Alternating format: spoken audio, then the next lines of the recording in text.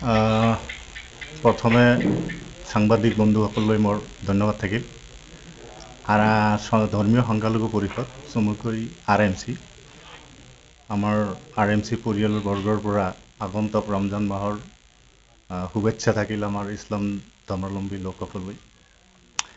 আজি আমি সংবাদ মাধ্যমত বহাৰ এটাই কাৰণ যে আমি RMCৰ আগন্তুক দিনৰ কিছুমান কাৰ্যসূচী লৈ আমি প্ৰত্যেকটো ডিষ্ট্ৰিক্ট যেনেকৈ পৰ্বতঝৰা, আমাৰ কোকৰাঝাৰ, শালবাৰী, বিজনী, তাৰপিছত মছলপুৰ, ইফালে চিৰাং বহি আমি আমাৰ আগন্তুক কিছুমান কাম কাজৰ বিষয়ে আলোচনা কৰিলোঁ।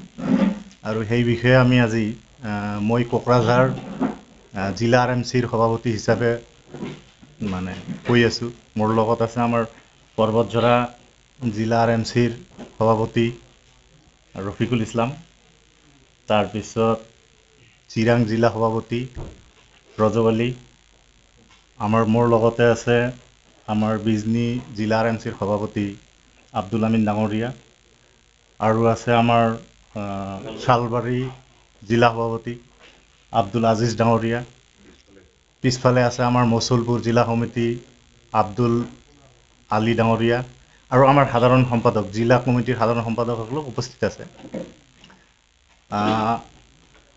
বিশেষ একো উদ্দেশ্য নাই, হয়তো দুই এদিন আমি ফেচবুকত কিবা এটা পালোঁ যে RMC ভাগ হ'ল নেকি, হয়তো আমি আজিলৈকে বুজা নাই, কিন্তু RMC ভাগ হোৱা নাই।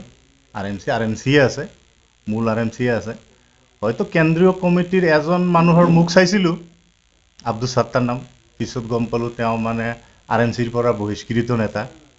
তেওঁ হয়তো পাকে পোকে কেনেবাকৈ হয়তো কাকবা লগত লৈছে, এই বিষয়ে আমি নাজানো। কিন্তু আমি জিলা সমিতিৰ পৰা আমাৰ কোনো অভিযোগে নাই, আমি RMC একগোটেই আছোঁ, ইয়াত কোনো বিভেদ নাই আমাৰ।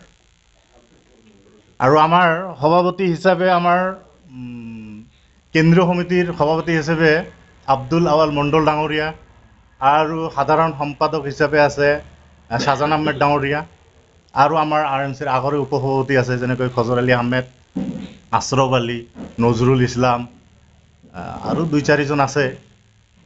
বাকী চব ঠিকে আছে, একো অসুবিধা নাই।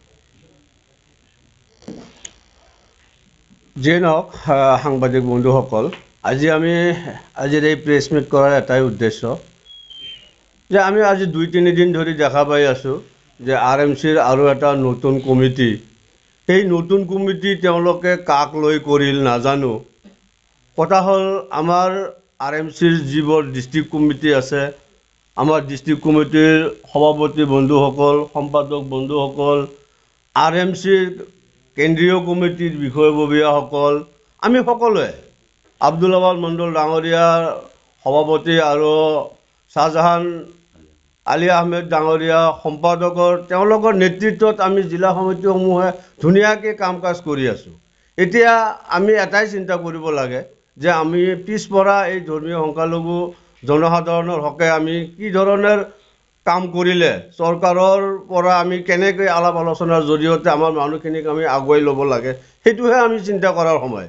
যিহেতু অহা 2-4 মাহ পিছতেই আমাৰ পৰিষদীয় নিৰ্বাচন আহি আছে, গতিকে এই ক্ষেত্ৰত কোনোবা ৰাজনৈতিক দলৰ চক্ৰত পৰি বা তেওঁলোকৰ আমাক RMCক যে এটা দুভাগ কৰাৰ এটা চিন্তা কৰি থকা যেন আমাৰ এটা অনুমান হৈছে।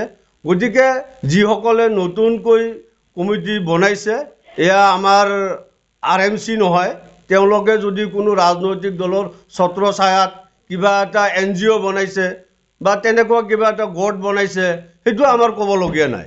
আমি RMC হিচাপে আমাৰ প্ৰতিটো জিলা সমিতিৰ পৰা আদি কৰি কেন্দ্ৰীয় সমিতিৰ বিষয়ববীয়াসকল সম্পূৰ্ণ আমি একগোট হৈ আছোঁ আৰু একগোট হৈ আমি কাম কাজ কৰি আছোঁ।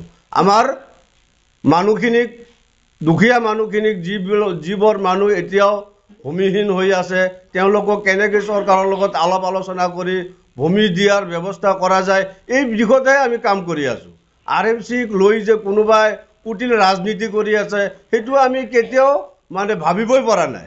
আমি ভাবি আছোঁ এইটো এটা তেওঁলোকৰ NGO হ'ব পাৰে বা এটা গোট হ'ব পাৰে, তাৰ বাহিৰে একো নহয়। এইখিনি আমাৰ স্পষ্টীকৰণ জিলা সমিতিসমূহৰ ফালৰ পৰা।